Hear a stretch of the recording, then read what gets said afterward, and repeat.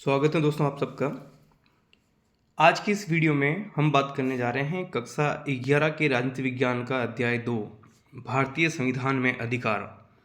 इस अध्याय में टोटली हम 75 जो वन लाइनर क्वेश्चन आंसर्स हैं यानी अति लघुरात्मक प्रश्न हैं उनकी बात करेंगे। और दोस्तों ये वीडियो आखिर तक ज़रूर देखें, बहुत ही अमेजिंग होने वाला है। ये आपके क्लास 11th और पॉलिटिकल साइंस और कंपटीशन हर लिहाज से ये बहुत ही इम्पोर्टेंट वीडियो होने जा रहा है। और प्रश्न के बाद में आपको आंसर करने की कोशिश करना है। मैं एक हल्का सा पॉज लूँगा 2 से 4 सेकंड का, जिसमें आप अपनी नॉलेज टेस्ट कर सकते हैं कि आपका आंसर सही है या नहीं। तो चलिए बिना कोई देरी के हम शुरू करते हैं। पहला प्रश्न है, भारतीय संविधान के किस भाग में मूल अधिकारों का उल्लेख है? यानी भारतीय संविधान के किस भाग में मूल अधिकारों का उल्लेख है, ये आपको बताना है। इसका सही उत्तर है दोस्तों भाग 3। कौन से भाग में है? भाग 3 में। अगला है, मोतीलाल नेहरू समिति ने अधिकारों के एक घोषणा पत्र की मांग कब उठाई थी? मोतीलाल नेहरू समिति ने अधिकारों के एक घोषणा पत्र की मांग कब उठाई थी? ये औपनिवेशिक काल की बात है दोस्तों, जब ब्रिटिश सरकार का शासन था उस समय की बात है। इस समिति ने मांग की थी 1928 में। नेक्स्ट है, मूल अधिकार किस देश के संविधान से लिए गए हैं? मूल अधिकार किस देश के संविधान से लिए गए हैं? और ये प्रश्न बहुत बार कंपटीशन एग्जाम में आ चुका है। बहुत ही बेसिक सवाल है। इसका सही उत्तर है दोस्तों यूएसए, संयुक्त राज्य अमेरिका से हमने मूल अधिकार वाला जो चैप्टर है, जो मूल अधिकार से रिलेटेड प्रावधान है, उस देश से हमने ग्रहण किया, उस देश के संविधान की स्टडी की और वहां से ये चीजें सीखी हमने। नेक्स्ट है, मौलिक अधिकारों में संशोधन करने की शक्ति किसमें निहित है? मौलिक अधिकारों में संशोधन करने की शक्ति किसमें निहित है? संशोधन करने का तात्पर्य है अगर मूल अधिकार कोई हटाना हो या नया जोड़ना हो या उसमें कुछ भी चेंज करना है तो ये कौन कर सकता है? मूल अधिकारों में चेंज कौन कर सकता है? ये पावर किसमें है? तो इसका सही उत्तर है दोस्तों संसद। किसमें है ये शक्ति? संसद में है। नेक्स्ट है, डॉक्टर भीमराव अंबेडकर ने किस अधिकार को संविधान का हृदय और आत्मा बताया? डॉक्टर भीमराव अंबेडकर ने किस अधिकार को संविधान का हृदय और आत्मा बताया था? तो इन्होंने बताया था दोस्तों आर्टिकल जो 32 में है, संवैधानिक उपचारों का अधिकार। इस अधिकार के संदर्भ में उन्होंने कहा था कि एकमात्र प्रावधान जिसका मैं नाम लूंगा उसके बिना ये शून्य हो जाएगा संविधान, और वो एकमात्र है अनुच्छेद 32। ये संविधान का हृदय है, ये संविधान की आत्मा है। तो ध्यान रखना, डॉक्टर अंबेडकर के अनुसार पूछे संविधान का हृदय या आत्मा तो अनुच्छेद 32 है, और नॉर्मली पूछ लें कि संविधान का हृदय या आत्मा तो प्रस्तावना है। अगला है, 44वें संविधान संशोधन के द्वारा किस अधिकार को मौलिक अधिकारों की सूची से हटा दिया गया? 44वें संविधान संशोधन के द्वारा किस अधिकार को, जो पहले मूल अधिकार था फिर उसे मूल अधिकारों की श्रेणी से हटा दिया गया, तो वो कौन सा अधिकार है? वो है दोस्तों संपत्ति का मूल अधिकार। कौन सा है? संपत्ति का मूल अधिकार। नेक्स्ट है, 44वां संविधान संशोधन किस वर्ष हुआ जिससे संपत्ति का जो मूल अधिकार उसको हटाया गया मूल अधिकारों की श्रेणी से? तो ये किस वर्ष हुआ ये संशोधन? 1978 में। कब हुआ? 1978 में। नेक्स्ट है, राष्ट्रीय मानवाधिकार आयोग का गठन कब हुआ?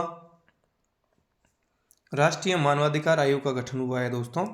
मैं इसीलिए 2-3 सेकंड का पॉज ले रहा हूँ कि मेरे आंसर करने से पहले आप आंसर करें और आप अपनी नॉलेज जो है चेक कर सकते हैं, टेस्ट कर सकते हैं कि आपने जो आंसर दिया है वो ठीक है या नहीं। तो राष्ट्रीय मानवाधिकार आयोग का गठन हुआ था दोस्तों 1993 में।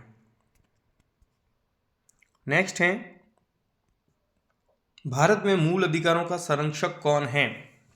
भारत में मूल अधिकारों का संरक्षक कौन है, यानी मूल अधिकारों की रक्षा करने का दायित्व किसकी जिम्मेदारी है ये? तो ये है न्यायपालिका की। किसकी है? न्यायपालिका की। नेक्स्ट है, दक्षिण अफ्रीका में अधिकारों का घोषणा पत्र कब लागू हुआ? दक्षिण अफ्रीका में अधिकारों का घोषणा पत्र कब लागू हुआ? ये हुआ है दोस्तों दिसंबर 1996, दिसंबर 1996 दक्षिण अफ्रीका का संविधान भी इसी वर्ष लागू हुआ है। ठीक है, नेक्स्ट है मूल संविधान में कुल कितने मूल अधिकार थे। मूल संविधान में कुल कितने मूल अधिकार थे, तो मूल संविधान में दोस्तों 7 मूल अधिकार थे। कितने थे? 7। नेक्स्ट है वर्तमान में भारतीय संविधान कुल कितने मूल अधिकार हैं। कुल कितने मूल अधिकार हैं, तो इसका सही उत्तर है दोस्तों 6 मूल अधिकार है। मूल संविधान में 7 थे, वर्तमान में 6 हैं, तो कौन सा एक हटा दिया गया है? 44वें संविधान संशोधन के द्वारा संपत्ति का जो मूल अधिकार है वो हटा दिया गया है मूल अधिकारों की श्रेणी से। ठीक है ना। नेक्स्ट है जीवन का अधिकार का उल्लेख किस अनुच्छेद में है। जीवन का अधिकार का उल्लेख किस अनुच्छेद में है? अनुच्छेद 21 में। किस अनुच्छेद में है? अनुच्छेद 21 में। नेक्स्ट है मूल अधिकारों से क्या तात्पर्य है, या मूल अधिकार किसे कहते हैं। तो इसमें 2 चीज ध्यान रखना दोस्तों। मूल अधिकारों की डेफिनेशन में एक तो ये संविधान में सूचीबद्ध हैं, क्या है, यानी संविधान में इनको जगह दी गई है, एक लिस्ट तैयार की गई है कि ये अधिकार मूल अधिकार है, यानी संविधान में सूचीबद्ध हैं और सुरक्षित किए गए हैं, यानी उनके सुरक्षा की भी इंतजाम किए गए हैं कि अगर इनका कोई उल्लंघन होता है तो संविधान सूचीबद्ध और सुरक्षित किए गए अधिकारों को मूल अधिकार कहा जाता है। नेक्स्ट है मूल अधिकारों का उल्लंघन होने पर व्यक्ति किसकी शरण ले सकता है, यानी कहाँ जाएगा। तो मूल अधिकारों का उल्लंघन होने पर व्यक्ति न्यायपालिका की शरण ले सकता है। न्यायपालिका में भी सुप्रीम कोर्ट में और हाई कोर्ट में। कहाँ जाएगा? सुप्रीम कोर्ट और हाई कोर्ट में। और सीधे मूल अधिकारों के सुनता आप सीधा डायरेक्टली सुप्रीम कोर्ट जा सकते हो और वो मामला सुनेगा भी। नेक्स्ट है भारतीय संविधान में कौन कौन से मूल अधिकार प्रदान करता है। भारतीय संविधान कौन कौन से मूल अधिकार प्रदान करता है, तो मूल संविधान में 7 मूल अधिकार थे, वर्तमान में टोटली 6 मूल अधिकार हैं। तो वो कौन कौन से हैं? पहला समानता का मूल अधिकार, दूसरा स्वतंत्रता का मूल अधिकार, तीसरा शोषण के विरुद्ध अधिकार, चौथा धार्मिक स्वतंत्रता का अधिकार, पांचवा शिक्षा व संस्कृति संबंधी अधिकार, छठा संवैधानिक उपचारों का अधिकार। ये 6 अधिकार है और 7वां जो था वो मूल अधिकारों की श्रेणी से हटा दिया गया है, संपत्ति का मूल अधिकार। ठीक है ना। नेक्स्ट है संवैधानिक उपचारों का अधिकार का उल्लेख भारतीय संविधान के किस अनुच्छेद में है। संवैधानिक उपचारों का अधिकार ये वही अधिकार हैं जो 5 जो मूल अधिकार दिए गए, अगर वो लागू नहीं होते हैं तो आप कोर्ट में जा सकते हो, यानी अपने मूल अधिकारों को लागू करवाने के लिए भी एक मूल अधिकार दिया गया है। इसीलिए डॉक्टर अंबेडकर ने इस अधिकार को संविधान की आत्मा बताया था। इसका उल्लेख है अनुच्छेद 32 में। किसमें है? अनुच्छेद 32 में। अगला है भारतीय संविधान में कौन से संशोधन के द्वारा और कितने मूल कर्तव्य जोड़े गए हैं। तो इसका सही उत्तर है दोस्तों मूल संविधान में ध्यान रखना एक भी मूल कर्तव्य नहीं था। पहली बात तो ये ध्यान रखना, मूल संविधान किसको कहते हैं? जो 26 जनवरी 1950 को जो संविधान था वो मूल संविधान कहते हैं। तो उस दिन तो संविधान 0 कर्तव्य थे। तो संविधान संशोधन हुआ था 42वां, और उस 42वें संविधान संशोधन के द्वारा 10 मूल कर्तव्य जोड़े गए थे। ठीक है ना, 10 मूल कर्तव्य जोड़े गए। बाद में एक और हुआ 86वां संविधान संशोधन, उसमें एक और जोड़ा गया, तो टोटली 11 मूल कर्तव्य हैं। तो आपका यहाँ आंसर मेजरली पहली बार जो जुड़े गए वो 42वें संविधान संशोधन के द्वारा। ठीक है ना। नेक्स्ट है भारतीय संविधान के किस अनुच्छेद के तहत संपत्ति के अधिकार को सामान्य कानूनी अधिकार बना दिया गया। पहले ये मूल अधिकार था, अब ये मूल अधिकार नहीं है, तो कैसा है? सामान्य कानूनी अधिकार हैं, सामान्य विधि अधिकार हैं, विधिक अधिकार बोल सकते हैं। तो ये किस अनुच्छेद में वर्तमान में इसका प्रावधान है? तो इसका प्रावधान है अनुच्छेद 300 क या फिर 300A भी बोल सकते हो, है ना। भाग 12 में है ये और अनुच्छेद 300 में है। अब ये मूल अधिकार नहीं, ये कानूनी अधिकार। तो ऐसा भी पूछा जा सकता है वर्तमान में संपत्ति का अधिकार है, तो ये एक कानूनी अधिकार है। ठीक है। नेक्स्ट है बेगार प्रथा को भारतीय संविधान के किस अनुच्छेद के तहत दंडनीय अपराध माना जाता है? किस अधिकार के तहत, किस अधिकार में इसको दंडनीय अपराध बताया गया है? तो ये बताया गया है दोस्तों शोषण के विरुद्ध अधिकार में। शोषण के विरुद्ध अधिकार अनुच्छेद 23 और अनुच्छेद 24 में बात करता है। अनुच्छेद 23 में ये बेगार का निषेध करते हैं और अनुच्छेद 24 में बच्चों से संबंधित प्रावधान है कि जोखिम भरे कार्यों में बच्चों को नियोजित नहीं किया जा सकता है। नेक्स्ट है बेगार या बंधुआ मजदूरी से क्या तात्पर्य है? बेगार या बंधुआ मजदूरी से क्या तात्पर्य है? तो बेगार का मतलब तो ये है दोस्तों कि बिना मेहनताने के कार्य करवाना, ठीक है ना। बेगार का मतलब क्या होता है कि कार्य करवा देना और उसके बदले में उसको पैसा जो भी बनता है, मजदूरी बनती है, वो नहीं देना।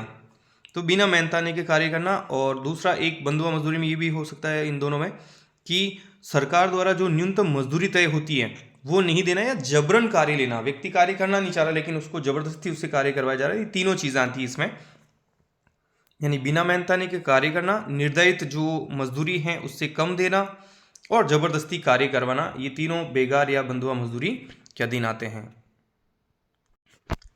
नेक्स्ट है असमानता का सबसे भद्दा रूप कौन सा है?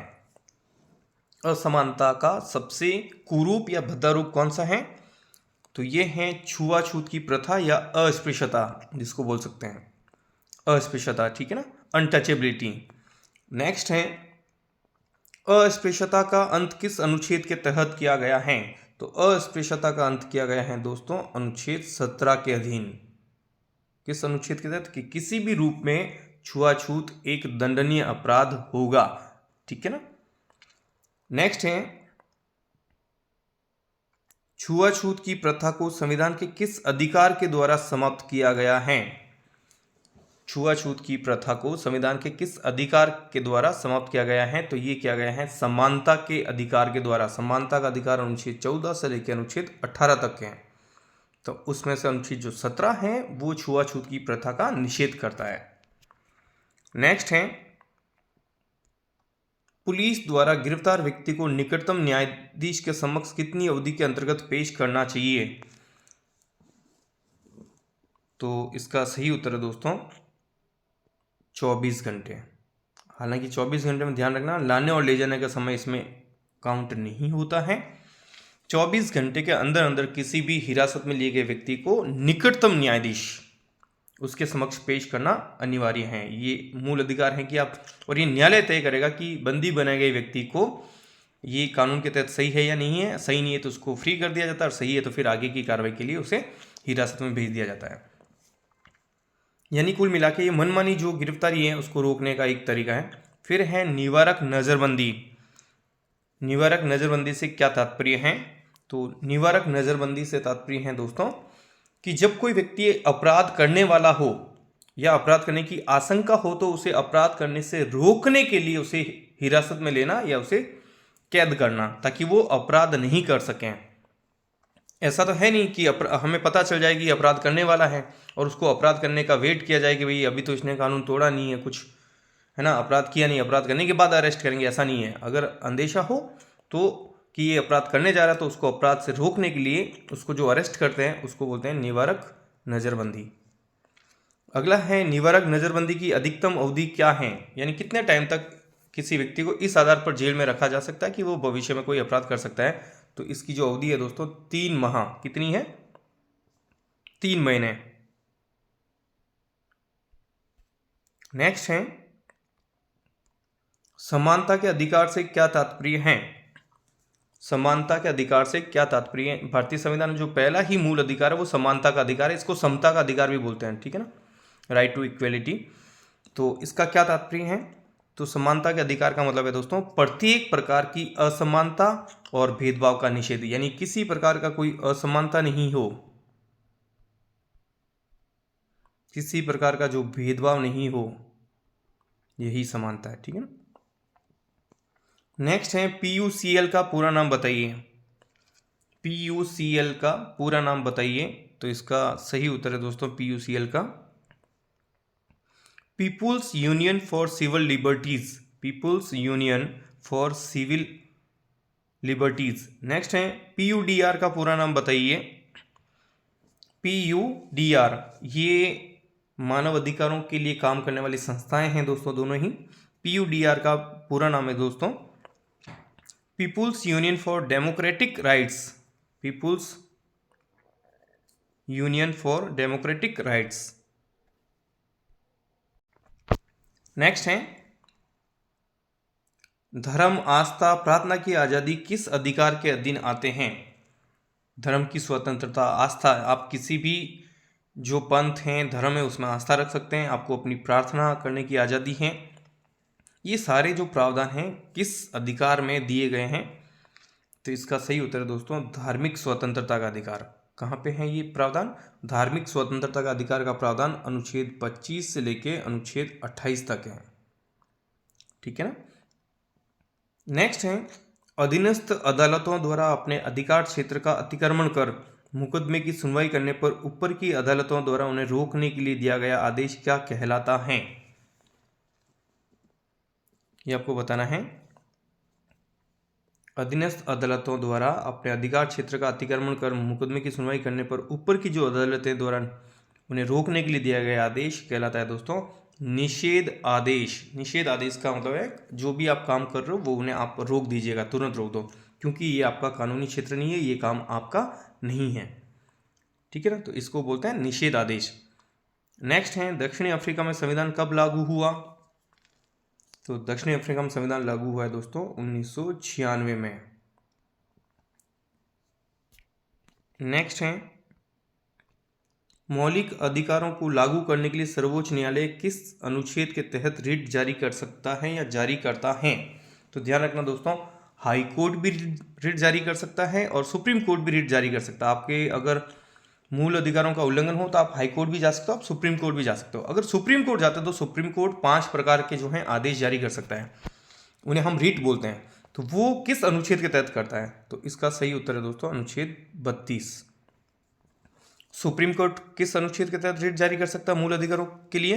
अनुच्छेद 32। नेक्स्ट है मौलिक अधिकारों को लागू करने के लिए सर्वोच्च न्यायालय कितने प्रकार की रिट जारी कर सकता है?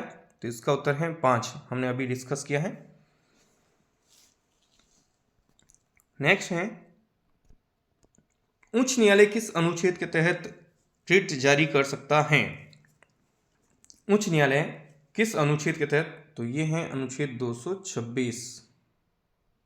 सुप्रीम कोर्ट अनुच्छेद 32 और हाई कोर्ट 226। ध्यान रखना दोनों ही 5-5 प्रकार की जो रिट हैं वो जारी कर सकते हैं। हाँ, एक थोड़ा सा एक और चीज़ है, इन दोनों में थोड़ा फर्क है। यहाँ रिट जारी करने के मामले में उच्च न्यायालय को थोड़े ज़्यादा अधिकार हैं, वो मूल अधिकारों के अलावा भी इन रिटों को जारी कर सकते हैं, ठीक है ना, अनुच्छेद 226 के तहत ही।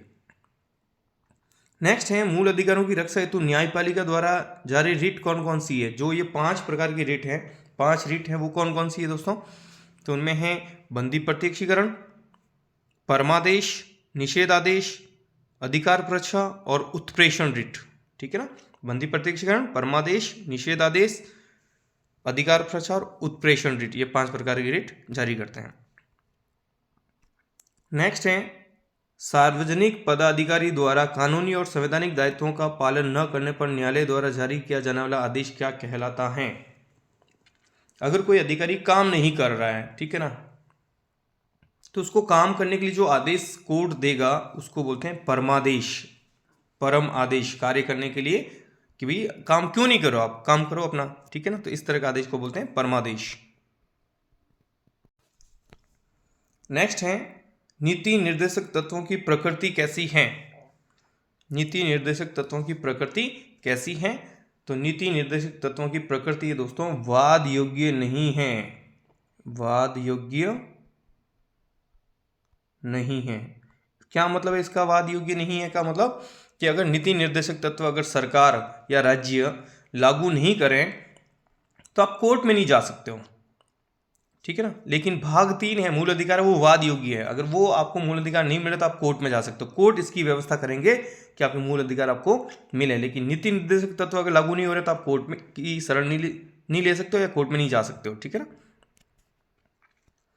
नेक्स्ट है मानव अधिकारों के हनन के विरुद्ध कार्यरत 2 संस्थाओं के नाम बताइए। कोई 2 संस्थाएं बताइए जो इन मानव अधिकारों के हनन को रोकने के लिए काम करने वाली संस्थाएं हैं। इसमें हमने थोड़ी देर पहले जो फुल फॉर्म देखी थी दोस्तों वही है PUCL और एक है PUDR।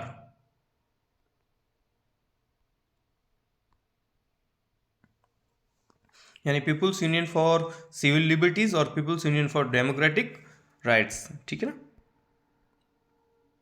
नेक्स्ट है न्यायालय द्वारा ऐसे व्यक्ति को कार्य करने से रोकने का आदेश देना जो ऐसे पद पर नियुक्त हो गया जिस पर उसका कानूनी हक न हो, क्या कहलाता है। अगर कोई व्यक्ति किसी पद के योग्य नहीं है या उसका पद है ही नहीं लेकिन वो उस पद पे बैठ के, इसका एक एग्जांपल लेते हैं दोस्तों। मान लो कि कोई जज हैं, ठीक है, या फिर मान लो कि मुख्यमंत्री के परिवार का कोई व्यक्ति है, या गांव में ऐसा होता है ना, सरपंच होता है, सरपंच का परिवार का कोई व्यक्ति उस कुर्सी पे बैठ के काम करता है उसकी सीट में, तो फिर ऐसे ये रिट जारी होती है, ठीक है ना। यानी जो व्यक्ति जिसका उस पद पे अधिकार ही नहीं है और उस पद पे बैठ के वो काम कर रहा है तो उसको रोकते हैं कोर्ट, तो उस समय जो जारी करते हैं आदेश उसको क्या कहते हैं, अधिकार प्रच्छा आदेश, कि भैया आप यहाँ पे किस अधिकार से काम कर रहे हो बताइए, तो अधिकार प्रच्छा आदेश जारी किया जाता है। नेक्स्ट है निचली अदालत या सरकारी अधिकारी द्वारा बिना अधिकार के कार्य करने पर न्यायालय उनके समक्ष विचाराधीन मामले को ऊपर की अदालत या अधिकारी को हस्तांतरित करने का आदेश को क्या कहा जाता है, तो इसको कहते हैं दोस्तों उत्प्रेषण रिट। उदाहरण के तौर पे मान लो जिला अदालत है, वो मामला सुन रहा है मूल अधिकार का, जबकि मूल अधिकार उनके अधिकार क्षेत्र में नहीं आता है, ठीक है, तो ये हाई कोर्ट या सुप्रीम कोर्ट उन्हें ऑर्डर देगी भैया ये काम आपका नहीं है, ठीक है, ये आप हमें भेज दीजिएगा। उत्प्रेषण का मतलब ऊपर भेजना, ये आपका कार्य क्षेत्र नहीं है, ये आपका काम नहीं है, ये हमारा काम है, तो आप इसे तुरंत वहां पे रोकिए और हमें भेज दीजिएगा। नेक्स्ट है मौलिक अधिकारों का संरक्षक कौन है, तो मौलिक अधिकारों का संरक्षक है न्यायपालिका। कौन है, सुप्रीम कोर्ट और हाई कोर्ट, विशेषकर इन दोनों को ये जिम्मेदारी दी गई है न्यायपालिका को। नेक्स्ट है अस्पृश्यता का उन्मूलन किस अनुच्छेद के तहत किया गया, अनुच्छेद 17 के तहत। नेक्स्ट है भारतीय संविधान में मूल अधिकारों का उल्लेख किस अनुच्छेद से किस अनुच्छेद तक किया गया है, यानी किस अनुच्छेद से लेके किस अनुच्छेद तक, तो ध्यान रखिए भाग 3 में है एक तो, और अनुच्छेद वैसे 12 से लेके 35 तक जो है मूल अधिकारों का उल्लेख है, मूल अधिकारों से संबंधित प्रावधान है, अनुच्छेद 12 से लेकर अनुच्छेद 35 तक। नेक्स्ट है मौलिक अधिकारों का निलंबन कौन कर सकता है, मौलिक अधिकारों का निलंबन कौन कर सकता है, तो ये कर सकते हैं राष्ट्रपति।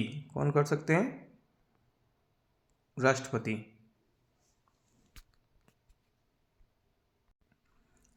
अगला प्रश्न है मूल अधिकारों का मुख्य उद्देश्य क्या है, मूल अधिकारों का मुख्य उद्देश्य क्या है, तो मूल अधिकारों का मुख्य उद्देश्य है दोस्तों व्यक्तिगत स्वतंत्रता को सुनिश्चित करना, व्यक्तिगत स्वतंत्रता को सुनिश्चित करना। नेक्स्ट है जीवन का अधिकार का उल्लेख किस अनुच्छेद में है, जीवन का अधिकार का उल्लेख अनुच्छेद 21 में है, किस अनुच्छेद में है, 21 में। और शिक्षा का जो अधिकार है वो 21 क में है, ध्यान रखना, जीवन का अधिकार 21 और शिक्षा का अधिकार 21 क। नीति निर्देशक तत्व का उल्लेख किस भाग में है, भारतीय संविधान के किस भाग में नीति निर्देशक तत्वों का उल्लेख है, तो भाग आपको बताना है, और ये है आंसर है भाग 4। नीति निर्देशक तत्व भाग 4 है और मूल अधिकार भाग 3 है, और जो मूल कर्तव्य है वो भाग 4 क में है, ध्यान रखना। नीति निर्देशक तत्व किस देश के संविधान से लिए गए हैं, तो नीति निर्देशक तत्व आयरलैंड के संविधान से लिए गए हैं, किस देश से, आयरलैंड से। नेक्स्ट है नीति निर्देशक तत्व का उद्देश्य क्या है, नीति निर्देशक तत्व का उद्देश्य आपको बताना है, तो इसका पहला उद्देश्य तो ये ले सकते हैं कि लोगों के जीवन स्तर को ऊंचा उठाना, यानी जो उनका जीवन स्तर है लोगों का, जन सामान्य का, उनको बेहतर बनाना। और दूसरा है सामाजिक आर्थिक राजनीतिक न्याय प्रदान करना, ठीक है ना, तो न्याय प्रदान करना, न्याय कौन सा, सामाजिक आर्थिक राजनीतिक, और एक क्या है, लोगों का जीवन स्तर अच्छा करना, लोगों का जीवन स्तर अच्छा करना और न्याय प्रदान करना। न्याय कौन सा, 3 प्रकार का, सामाजिक आर्थिक राजनीतिक। नेक्स्ट है संविधान का कौन सा अनुच्छेद आरक्षण जैसी नीति की समानता के अधिकार के उल्लंघन के रूप में नहीं देखता है, यानी एक वो कौन सा प्रावधान है जो समानता के अधिकार के अधीन ही ये कहता है कि आरक्षण अगर हम देते हैं तो ये समानता का उल्लंघन नहीं है, ये कहीं ना कहीं समानता स्थापित करने का ही एक प्रयास है। तो ये जो प्रावधान है ये अनुच्छेद 16(4) में मिलता है। कहाँ पे मिलता है? अनुच्छेद 16(4) में। नेक्स्ट है अधिकारों के घोषणा पत्र से क्या तात्पर्य है? तो अधिकारों के घोषणा पत्र से वही चीज़ें जो आपने मूल अधिकारों की डेफिनेशन दी है दोस्तों, कि ये संविधान में नागरिकों को प्रदान किए गए हैं और संरक्षित किए गए हैं, वो अधिकारों का घोषणा पत्र कहलाता है। तो यानी संविधान में नागरिकों को प्रदान किए गए अधिकार और संरक्षित अधिकारों की सूची। नेक्स्ट है किसी भी व्यक्ति को बिना कारण बताए गिरफ्तार नहीं किया जा सकता है, यह प्रावधान संविधान के किस अधिकार के अंतर्गत आता है? किसी भी व्यक्ति को बिना कारण बताए गिरफ्तार नहीं किया जा सकता है, यह प्रावधान किस अधिकार के तहत आता है? तो ये है स्वतंत्रता के अधिकार के तहत आता है। अनुच्छेद 20 जो है दोस्तों वो दोष सिद्धि के संबंध में संरक्षण प्रदान करता है कि आपको अरेस्ट करने से पहले आपको उसका रीजन बताया जाएगा। नेक्स्ट है स्वतंत्रता का सबसे महत्वपूर्ण अधिकार कौन सा है? स्वतंत्रता का सबसे महत्वपूर्ण अधिकार कौन सा है? जीवन का अधिकार। कौन सा है? जीवन का अधिकार, बिल्कुल अनुच्छेद 21 वाला जो है वो। तो स्वतंत्रता का अधिकार कहां से कहां तक है? अनुच्छेद 19 से लेकर अनुच्छेद 22 तक है। संवैधानिक उपचारों के अधिकार से क्या तात्पर्य है? संवैधानिक उपचारों के अधिकार से क्या तात्पर्य है ये आपको बताना है। तो संवैधानिक उपचारों का जो अधिकार है दोस्तों वो ये है कि मूल अधिकारों को लागू करवाने के लिए न्यायालय में जाने का अधिकार, यानी जो 6 मूल अधिकार मिले हैं उनमें से 5 अगर आपको नहीं मिल रहे तो छठा ये कहता है कि आप कोर्ट में जा सकते हो।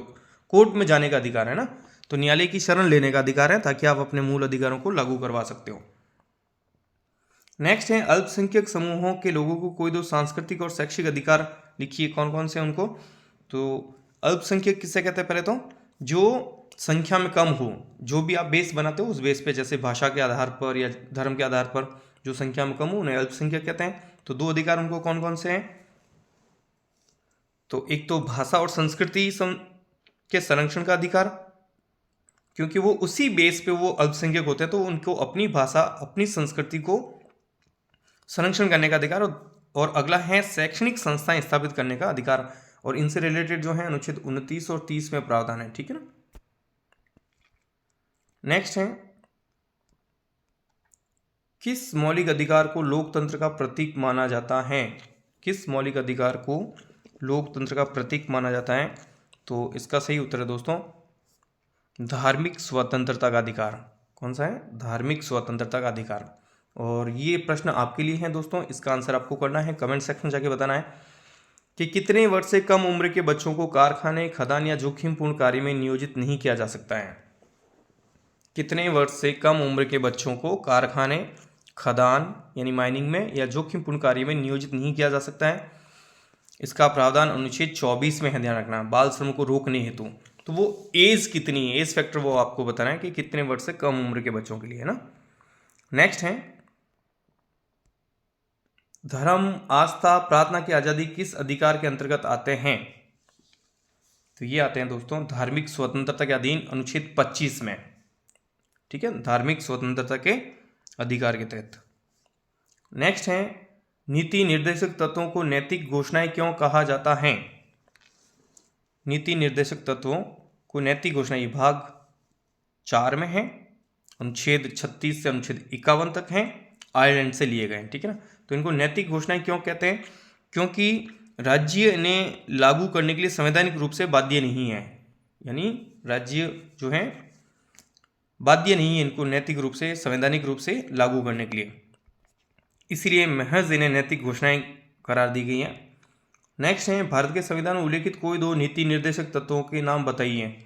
हालांकि बहुत सारे नीति निर्देशक तत्वों को बाद में लागू भी किया गया है, जैसे पंचायती राज वगैरह हैं, ठीक है ना, शिक्षा का जो अधिकार है, तो कोई भी 2 बता सकते हैं आप। तो अभी देखिए महिला और पुरुष के लिए समान कार्य के लिए समान वेतन देना और काम करने का जो अधिकार है, पर्यावरण संरक्षण है, ये सब इसी में है, तो कोई भी 2 ले सकते हैं। काम का अधिकार और महिला और पुरुषों को समान कार्य के लिए समान वेतन। नेक्स्ट है, किन्हीं दो परिस्थितियों का उल्लेख कीजिए जिसमें मौलिक अधिकारों को सीमित किया जा सकता है। तो वो कौन सी दो परिस्थितियां जिसमें मौलिक अधिकारों को सीमित किया जा सकता है? तो इसमें अनुच्छेद जो 352 है दोस्तों, जो राष्ट्रीय आपात की बात करता है, उस आपातकाल में स्पष्ट है कि युद्ध या बाह्य आक्रमण, अगर भारत वाले चला के करें तो वो युद्ध कहलाएगा, बाहर वाले अगर हमारे ऊपर कोई आक्रमण करता है तो बाह्य आक्रमण, या फिर देश के अंदर ही सशस्त्र विद्रोह अगर हो जाता है। तो ये तीन परिस्थितियां हैं, इनमें से कोई दो परिस्थितियां पूछी जा रही है तो आप युद्ध और बाह्य आक्रमण बता सकते हैं कि युद्ध के समय भी रोक सकते हैं और बाह्य आक्रमण होता है तो भी इन पर प्रतिबंध लगाया जा सकता है मूल अधिकारों पर। नेक्स्ट है, उपाधियों का अंत का उल्लेख किस अनुच्छेद में है? तो उपाधियों का अंत का उल्लेख है दोस्तों अनुच्छेद 18 में।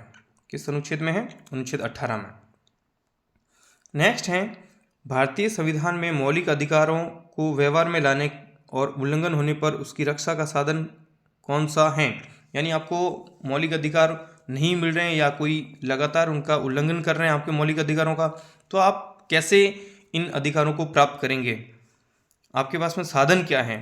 तो संवैधानिक उपचारों का जो अधिकार है वो, ठीक है ना, संवैधानिक उपचारों का अधिकार, जिससे आप न्यायालय में जाओगे और न्यायालय रिट जारी कर सकता है। न्यायालय में भी कहाँ? हाई कोर्ट में भी जा सकते हो, सुप्रीम कोर्ट में भी जा सकते हो। निवारक नजरबंदी से क्या तात्पर्य है? एक्चुअली ये आई थिंक ये प्रश्न रिपीट है। तो किसी भी व्यक्ति को अपराध करने से रोकने के लिए उसकी जो गिरफ्तारी होती है उसे निवारक नजरबंदी कहते हैं, या अधिकतम 3 महीने के लिए हो सकती है। नेक्स्ट है, भाषण और अभिव्यक्ति की स्वतंत्रता पर किस आधार पर प्रतिबंध लगाया जा सकता है? भाषण और अभिव्यक्ति की स्वतंत्रता पर किस आधार पर प्रतिबंध लगाया जा सकता है? तो ये हैं दोस्तों, एक तो कानून व्यवस्था के आधार पर, क्या आप बोल के कानून व्यवस्था नहीं बिगाड़ सकते हो। कोई व्यक्ति अगर अपनी स्पीच दे रहा है और वो कानून व्यवस्था को भंग करता है तो, और एक है शांति भंग करना, ठीक है ना, और नैतिकता के नाते हैं। ये 3 बेस हैं जिसके बेस पे रोका जा सकता है कि आप इन तीनों को खराब ना करें। नेक्स्ट है, अल्पसंख्यक किसे कहते हैं या किसे कहा जाता है? तो अल्पसंख्यक किसे कहते हैं? जो संख्या में कम हो, ठीक है ना, जो संख्या में कम हो उसे अल्पसंख्यक। जैसे मान लो एक नॉर्मली जस्ट समझने के लिए कि एक क्लासरूम में 50 स्टूडेंट हैं, उसमें मान लो कि 5 गर्ल्स है और 45 लड़के हैं, ठीक है ना, तो यहाँ अल्पसंख्यक कौन हुआ? लड़कियां ना। तो ये किस आधार पर हमने चेक किया? लिंग के आधार पर। तो ऐसा ही जो अल्पसंख्यक की डेफिनेशन दी जाती है दोस्तों, 2 बेस पे, एक तो भाषा के आधार पर और एक धर्म के आधार पर। तो जो धर्म के आधार पर जिनकी संख्या कम हो वो अल्पसंख्यक, जो भाषा के आधार पर जिसकी संख्या कम हो वो भाषाई अल्पसंख्यक, और जो धर्म पर आधारित कम हो तो वो धार्मिक अल्पसंख्यक, ठीक है ना। नेक्स्ट है, भारत में मौलिक अधिकारों की रक्षा के लिए न्यायालय के अतिरिक्त अन्य किन किन संरचनाओं का निर्माण किया गया है? कि न्यायालय तो है ही है, लेकिन कुछ और एजेंसीज है क्या गवर्नमेंट की जो इन मौलिक अधिकारों की रक्षा के लिए काम करते हैं? तो बिल्कुल ऐसे बहुत सारी संस्थाएं हैं, जैसे राष्ट्रीय मानवाधिकार आयोग हैं, राष्ट्रीय महिला आयोग हैं, राष्ट्रीय अनुसूचित जाति आयोग है, राष्ट्रीय अनुसूचित जनजाति आयोग है, राष्ट्रीय अल्पसंख्यक आयोग हैं। ऐसे बहुत सारी संस्थाएं हैं जो इन मौलिक अधिकारों के लिए लगातार काम करती है, अपनी रिपोर्ट बना करके राष्ट्रपति को देते हैं। नेक्स्ट है, स्वतंत्रता से क्या आशय है? स्वतंत्रता से क्या आशय है? तो देखिए, किसी अन्य की स्वतंत्रता को नुकसान पहुंचाए बगैर, पहली बात। तो दूसरा, कानून व्यवस्था का पालन करके आपको जो चिंतन, अभिव्यक्ति और कार्य करने की स्वतंत्रता मिलती है। 3 प्रकार की जो स्वतंत्रता है, चिंतन, अभिव्यक्ति और कार्य करने की स्वतंत्रता, तो उसे स्वतंत्रता कहा जाता है। नेक्स्ट है, भारतीय संविधान में प्रस्तावना में किस प्रकार की समानता की बात की गई? तो भारतीय संविधान की प्रस्तावना में 2 प्रकार की समानता की बात की गई दोस्तों, अवसर की समता और प्रतिष्ठा की समता। अवसर की समता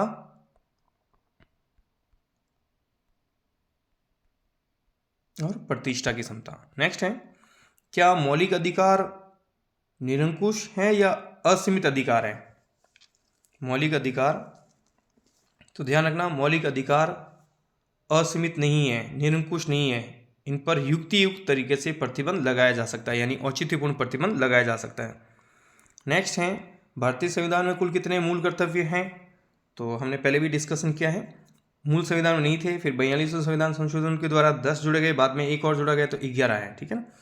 मूल कर्तव्य का उल्लेख भारतीय संविधान के किस भाग में है, तो भाग 4 क। किस भाग में है, भाग 4 क।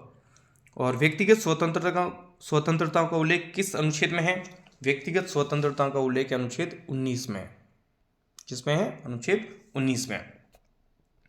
तो आज की वीडियो में इतना ही दोस्तों। अगर ये वीडियो आपको पसंद आए तो आप इसे लाइक शेयर कर सकते हैं। चैनल को अभी तक आपने सब्सक्राइब नहीं किया तो कर लीजिएगा, बेल आइकन भी प्रेस कर दीजिए ताकि जो भी वीडियो अपलोड हो सीधा उसका नोटिफिकेशन आपको मिल सकता है। और एक बार फिर से आपका बहुत बहुत धन्यवाद वीडियो को आखिर तक देखने के लिए।